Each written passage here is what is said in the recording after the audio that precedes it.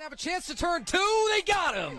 Carrying track, wall, and it's gone. Throwing to the end zone, tipped, picked off. Look, they shoot and score on the header. Welcome back for episode 3 of White Noise Sports with Tanner White. Again, I really appreciate everyone that's helped me get this project off the ground. Last week, I gave my NFL first-round mock draft, and in the pilot episode, I highlighted some of the best and worst deals of the NFL offseason so far. This week, we're going to talk MLB. In this episode, I'll give you my MLB Postseason Awards predictions for the 2024 season. I'd also be remiss if I didn't sneak in a little bit of March Madness talk at the end. I'll try my best not to be influenced too much by the first few weeks of this MLB season, although one or two guys on this list will break that rule a little. You've been warned. Isn't right now the most fun time for this kind of thing, too? When you can point to an extremely small but real and not hypothetical sample and tell everyone I told you so? We're going to start off with my MVP pick for the American League. I refuse to believe that either the Yankees' Aaron Judge or Juan Soto will win this award. I'm going to say Mike Trout adds one more award to his no doubt massive trophy case, turning the clock back a little bit this year even as he turns 33 in August. Remember, this is year 14 for Trout in the league. If he's ever going to win another major award, I believe it's this one. Yes, his job is going to be difficult once again, trying to put the entire Angels franchise on his back. Speaking of his back, if he can avoid any injury issues with it and play something near a full 162, then he really is not physically diminished yet.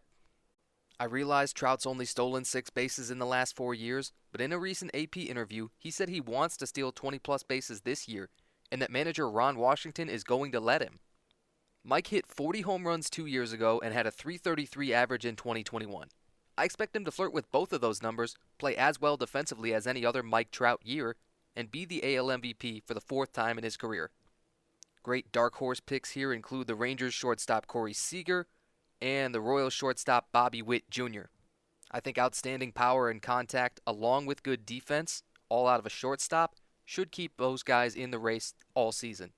Unfortunately, as we move over to the National League MVP, I'm going to have to go with the betting favorite here.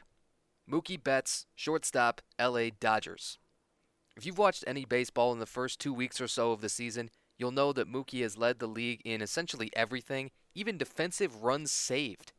He's making a really tough move from the outfield to shortstop, and yet he might be the best defensive shortstop in the league already.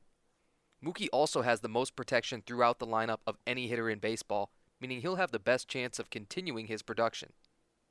Consider the 1 through 6 hitters on the Dodgers' typical lineup card this year. Mookie, Shohei Ohtani, Freddie Freeman, Will Smith, Max Muncy, and Teoscar Hernandez. Pitchers have to roll their dice and take their chances with a few of those guys, and that probably means not pitching to Mookie a whole lot. Other guys that I believe will make a push for National League MVP are the Braves' Matt Olson and the Diamondbacks' Corbin Carroll. I love the contrasting styles here with Olson hitting 53 home runs last year and Corbin Carroll stealing 54 bases. If you're that generationally good at a certain skill, you have a chance to steal a race from a more balanced player like Mookie. Now for my Cy Young pick in the American League, Tarik Skubal, left-hander, Detroit Tigers. Detroit's needed someone to hang their hats on for a while.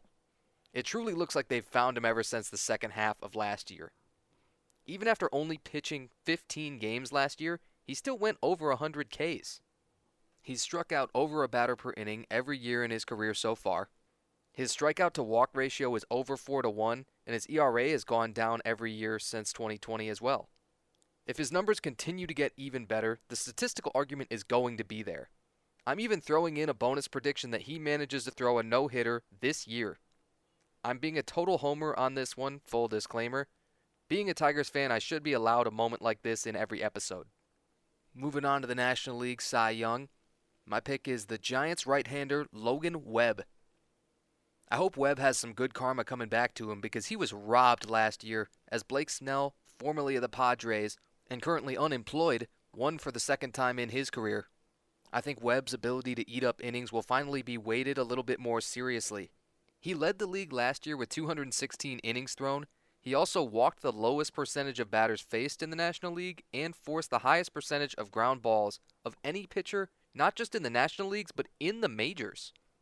If he can take, say, half a run off his ERA which was 3.25 in 2023, I feel all the other numbers will sort themselves out. Pitchers that have to rely on strikeouts just don't go deep enough into games on average. I hope awards voters recognize this. Then they can correct the mistake they made last year and finally give Logan Webb his first Cy Young. Moving forward, we go to the American League Rookie of the Year, and I have to pick another betting favorite here. Wyatt Langford, outfielder, Texas Rangers. Langford was the 4th overall pick in the 2023 draft. He'll be only 22 years old, even at the end of this season. Langford should anchor their lineup and their outfield for a long time to come. In 163 minor league at-bats, he hit .360 and had a .480 on-base percentage. Then he did it all again in spring training this year. We're talking a .365 average, 6 home runs, and 20 RBIs in 21 games. Even if Langford hadn't done that, he still would have been an opening day starter. My unpopular opinion is that this will be the biggest runaway of all the major awards. The Orioles' Jackson Holliday just got the call up, but wasn't able to crack their opening day roster. And Colt Keith might not be an everyday player for the Tigers, as they have a lot of quality depth on their bench for the first time in years. My National League Rookie of the Year pick is the Giants outfielder Jung-Hoo Lee. Lee is 25 at the start of this season, coming over from the Kiwoom Heroes of the KBO, the Korea Baseball Organization. He won the MVP there in 2022. He was born in Japan, though, which always makes the Ichiro comparisons prominent. They do appear to be totally fair in this case. Lee can hit home runs anytime he wants, with a career high of 23, but he's better suited as a high average and on-base guy. He's currently playing center field and leading off in the Giants lineup most days. He'll play every day and get tons of opportunities at the plate and in the field to stand out. As long as the spotlight isn't too much for him, Lee could be a year one all-star. Sleeper picks here are the Pirates pitcher Paul Skeens and the Cardinals shortstop Mason Wynn. Skeens is only 22 and he will need a midseason call-up from Double-A, but averages over 100 with the fastball and has a wipeout slider. Mason Wynn was called up last year but is still rookie eligible. His minor league numbers have been reasonable, but he struggled at 122 at-bats in the majors last year. He has a ridiculous arm and great range at shortstop, and we all know that writers love a guy who pairs those with some contact and some power. The final predictions I'm going to tackle are the Manager of the Year awards. I think most longtime baseball fans would agree that the Manager of the Year is reserved for the teams that improved the most. I would love to get one more homer pick in and choose the Tigers' A.J. Hinch in the American League. He is the betting favorite in most sports books right now. Like everybody else, I am certain that the Tigers will be improved. However, they won 78 games last year, really weren't that bad, and were in the playoff race until the final month or so. They would have to make quite a leap in wins.